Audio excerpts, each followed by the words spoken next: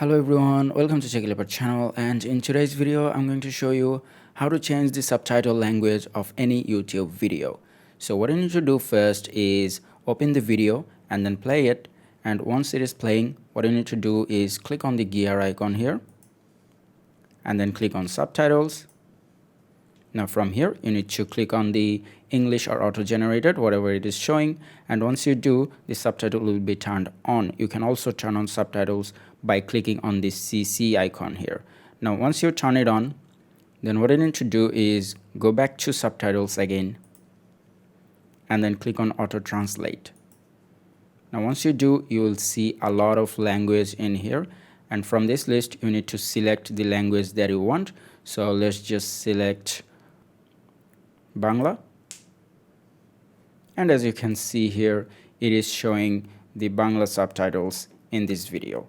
And that's it for today. I hope this video was helpful. If it was, please give it a thumbs up, and I will see you guys in the next one.